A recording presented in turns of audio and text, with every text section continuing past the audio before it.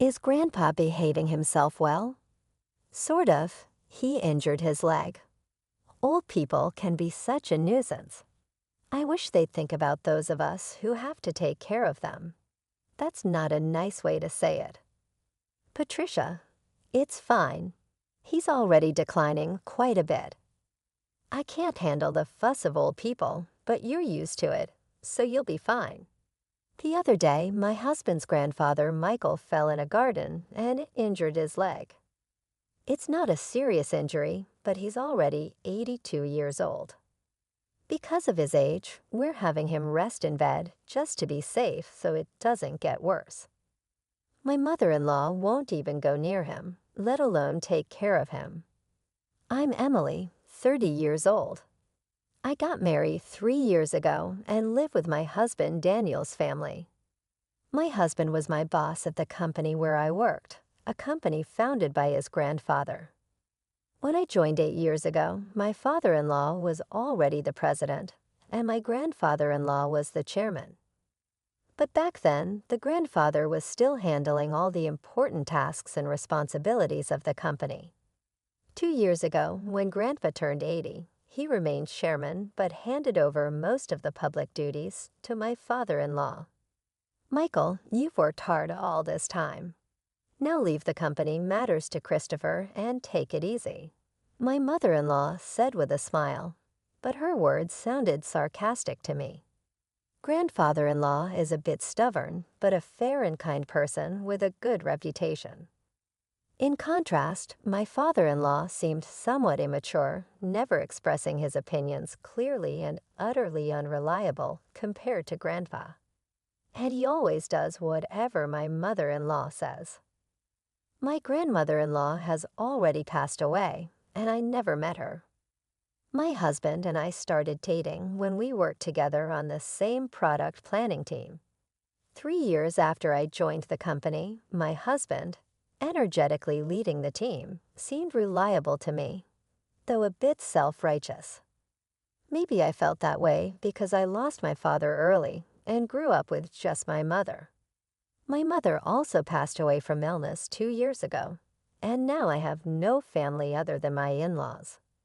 Shortly after I got married, my mother fell ill and needed care, so I quit my job to take care of her. The fact that my husband's family didn't object was probably due to a single comment from Grandpa. It's only natural to take care of the mother who raised you alone. Don't worry and take good care of her. Thanks to that, I was able to be by my mother's side every day for a year without financial worries until she passed away. My mother-in-law seemed a bit dissatisfied, but I was truly grateful. However, since Grandpa handed over the company to my father-in-law, everyone's attitudes towards him have gradually changed. No one here listens to his opinions as much, and I can't shake the feeling that they're treating him carelessly. At first, I thought it was just my imagination, but watching my mother-in-law and husband's behavior, I can't help but feel that way. My father-in-law's attitude is non-committal, but it feels like he's ignoring Grandpa as if he's no longer needed since he's practically retired. Watching my in-laws' behavior, I feel somewhat angry. Hey, don't you think your attitude, Patricia, and yours too, is a bit cold towards Grandpa? So what's the big deal? Grandpa tries to talk to you, and you barely respond. You don't even try to help them. Like I have time to deal with old people. You can take care of Grandpa. You're the one with the free time. You don't have to talk like that. Quiet. I'm tired from work. Don't nag me about unnecessary things. This is how it goes. No matter, they won't listen to me. My grandfather-in-law doesn't say anything to his family about this. Now I'm the only one who talks to my grandfather-in-law at home. Grandpa, the weather is nice today. Shall we go for a little walk outside? Your leg seems to be healing well, and I think it will be good rehabilitation. Thank you. Let's go out for a bit. The two of us went to the park where there were several families with children playing around. My grandfather-in-law looked at this scene with joy. Christopher and Daniel enjoy times like that too. I was busy with work and couldn't take care of the children much. Maybe that's why I couldn't raise Christopher and Daniel properly. My grandfather-in-law said with a slightly sad face, almost like he was talking to himself. I think about how everyone can be kinder to my grandfather-in-law, but I can't come up with a good idea. But then my in-law suggested building a house for my grandfather-in-law. This house is over 50 years old, right? The layout is bad. It's hard to use. But instead of spending money on repairs, it would be better to build a new house in a more convenient location. A new house. Michael is getting older, and it's good that he only got injured last time, but we never know what will happen. So let's make the house barrier-free so we won't have trouble if care is needed. I see. We can even put Michael's room in the middle so everyone can take care of him easily. Yeah, that's not a bad idea. Right, so it's settled then. And Michael, at the cost if it's a house for all of us, I'll take care of it. Talk to Mr. Jones about the money. Typical Michael. Thank you. We appreciate it. My mother-in-law smiled happily. It seems to me that they only flatter him when they want money. But if everyone takes care of my grandfather-in-law after moving to the new house, I thought there could be nothing better. Mr. Jones is the company's in-house counsel and also manages my grandfather-in-law's personal assets. My grandfather-in-law liked his character and made him in-house counsel, and it's been nearly 30 years. He is 58 now, and a person my grandfather-in-law trusts the most. I've met him several times, and he seems to be a very honest person. He always cares about my grandfather-in-law's health, and sometimes I think he's more like a son than his real sons. Having such people around my grandfather-in-law makes me feel a little relieved. I wasn't informed about the details of the house being built, but my mother-in-law seemed very cheerful, and the three of them were looking at interior design magazines, and discussing various things seemed to be going smoothly. Then something unexpected happened. It was revealed that my grandfather-in-law had a debt of $1,820. Wait, what's this about $1,820,000? I exclaimed. My grandfather-in-law had become a co-signer for a loan for a friend's company, but that company was in trouble, and the debt had become my grandfather-in-law's responsibility. Wait, they're not going to take the house. It's under construction, are they? Since the contract has already been completed, and as Patricia said, it's in the president's name, so it's fine. My mother-in-law seemed relieved at those words. Oh, thank goodness. I'm glad we did it my way, listening to that conversation.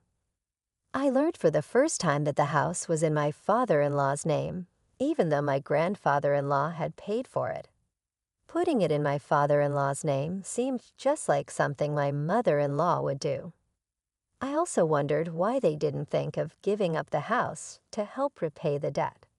Hey, this debt is Michael's fault and has nothing to do with us or the company, right? Well, it was signed in Michael's name. All good then, there's no problem. I couldn't understand what was good about it, but since my grandfather-in-law didn't say anything during that conversation, I didn't intervene either. After all, it's not an amount I could handle. A few days later, my grandfather-in-law's behavior began to change gradually. Grandpa, what would you like to eat for lunch? Who are you calling Grandpa? I'm only 50. You have no right to call me that. Sorry, Emily, right. I was lost in thought. At first, I thought he was just deep in thought, and when it happened repeatedly, I began to feel uneasy. Patricia, what are you doing? Where's my meal, Grandpa? I'm Emily. Patricia is your daughter-in-law. You ate your meal earlier, didn't you? Are you trying to starve me? I wondered if my grandfather-in-law's condition was triggered by the $1,820,000 debt, and seeing that none of his family members were trying to help him might have been a double shock. I tried to persuade my grandfather-in-law to go to the hospital, but he adamantly refused. He might not want to admit that he could have dementia. I didn't want to force him, but I felt helpless on my own. I consulted my husband, but he simply brushed it off, saying it had nothing to do with him. My mother-in-law wasn't any help either, so I turned to my father-in-law as the only option. Yeah, I heard from Patricia. "Daniel, they think it might be dementia. Can you go to the hospital with us?" I asked him. "But it's not that bad yet, right?" "If we go to the hospital, others will find out my father has dementia," he responded. "There are good medications now that can slow the progression. Well, there's no need to rush. Let's watch him a little longer. Emily is here, so they'll be fine, right?" I couldn't help but feel frustrated by their lack of concern. I couldn't depend on them. "Grandpa, let's go to the hospital. Let's see you properly examined," I urged. "Who are you? Where are you planning to take me?" "You're up to no good," he retorted. I felt tears welling up, seeing how stubborn my once kind grandfather-in-law had become, but my mother-in-law just laughed amusedly. Even if he was the chairman, it's over for him now. "But now everything, even the company, is all Christopher," she remarked casually. "Patricia, Grandpa isn't completely unaware. He's listening to everything. He'll forget everything soon. He'll start wandering, dribbling. Just thinking about it gives me chills. He's nothing but a nuisance now," I protested. "How can you say that? Grandpa has worked hard for the family all of his life." My mother-in-law's words made me both angry and sad, but my grandfather-in-law just smiled. "See, this old man doesn't understand anything," she added, laughing. I was furious at my mother-in-law's callousness, but soon the new house would be ready. Perhaps things might change once we move there. Since it's a house that Grandpa built, the family might show some gratitude and be kind to him. I couldn't completely abandon that faint hope. And 2 months later, the house was finally built. For days, I had been compelled to pack my in-laws' and husband's belongings, while my father-in-law's and my own items remained mostly untouched. Even when I attempted to organize my things, my in-laws and husband kept assigning me tasks, preventing any progress. However, I reasoned it would be okay to relocate the smaller items later, since this house wasn't disappearing on moving day. After transferring most of the belongings, I went to call my father-in-law, but my husband intercepted me. "Ah, you and Grandpa can stay here," he announced. "What? You can stay in his house? We don't need any extra baggage in the new house. In other words, you and Grandpa will live here from now on, and I'll give you Grandpa's debt too. Well, you can at least be a housekeeper. Hey, let's go." "Yeah, I'm coming." Good luck with all the debt repayment and live-in care. My in-laws cheerfully departed, leaving me stunned. For a while, I couldn't comprehend what had just occurred. Were we abandoned? Not just me, but also my grandfather-in-law. Only they would reside in the new house. It took me some time to grasp because it was beyond my imagination that someone could be so cruel. How should I explain this to my grandfather-in-law? Slowly, I made my way back to the rear room. I didn't mind caring for my grandfather-in-law at all. That was my intention from the start. As I timidly prepared to call out to him, noticing his back facing me, he seemed to sense my presence and turned around. "Have they gone already?" His expression as he uttered those words looked entirely different from what it had been just months ago. To be honest, he seemed like a different person. I wondered if a new symptom had emerged, but the next moment my grandfather-in-law smiled, and his subsequent words caught me off guard. As I was talking to my grandfather-in-law, Mr. Jones came. "Chairman, have you finished getting rid of the unnecessary staff?" "Yes, it's all done. Let's go, shall we?" "Huh. Where are we going?" "Of course, to the new house."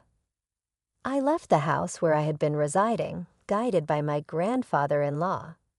Without fully understanding what was unfolding, the following month, my mother-in-law and husband bombarded me with countless calls.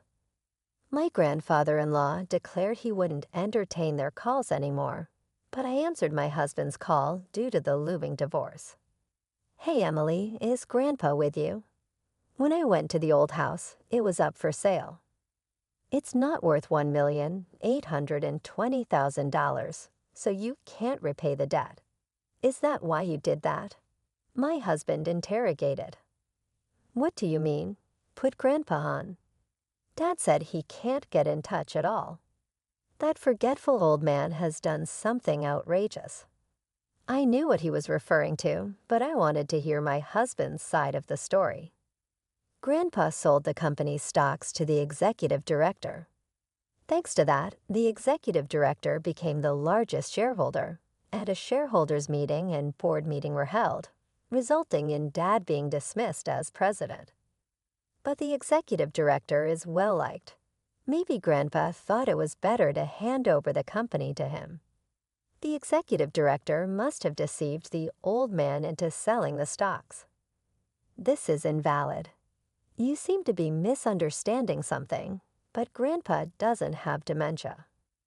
If anything, he seems more coherent than before.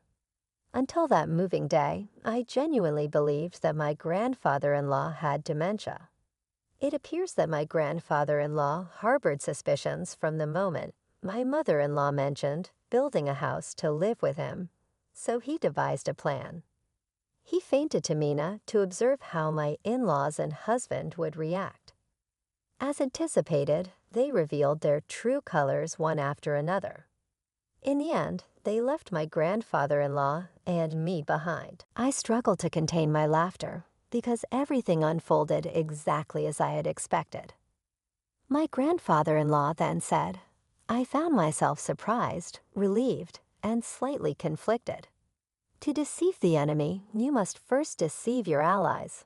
My grandfather-in-law chuckled. It seemed he had been receiving regular updates on the company from the executive director and Mr. Jones. With my grandfather-in-law gone, my father-in-law and husband acted as they pleased, self-righteous, and completely ignoring the opinions of the employees, often entertaining at the company's expense.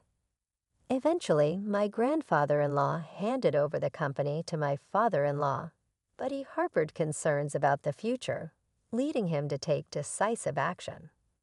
In the end, he decided he couldn't entrust it to his son and left it to the executive director. "What about the $1,820,000 debt?" my husband inquired. "That's gone now," I replied. Indeed, my grandfather-in-law had been a guarantor for a friend's dad, but he had personal assets exceeding that amount. However, I deliberately omitted this information to avoid my mother-in-law and husband targeting those assets. The friend was the son of a benefactor who had helped my father-in-law when he was young.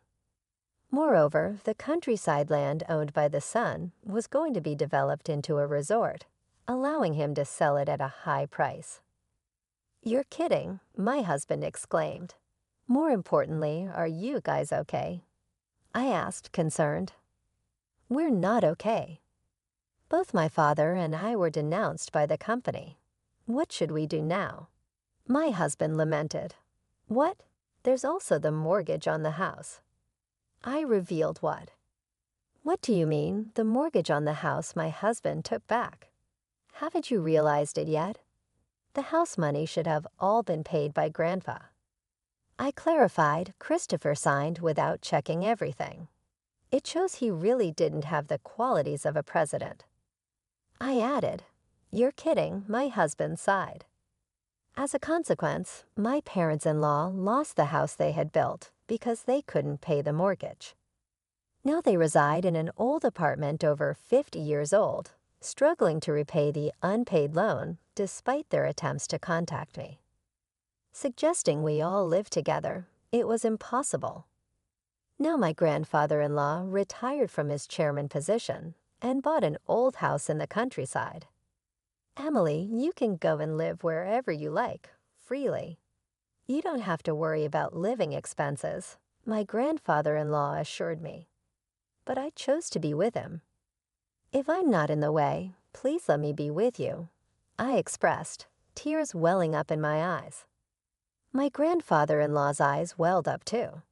Thanks to Mr. Jones, the divorce was finalized and procedures were taken to exclude my former father-in-law and former husband from inheritance. I became my grandfather-in-law's adopted daughter. If anything happens to him, I intend to take care of him until the end. Now the two of us enjoy working in the fields together. Dad, look at this radish, it's big, I exclaimed as warm moments flowed in the pouring sunlight. I wish for these days to continue, even just one day longer.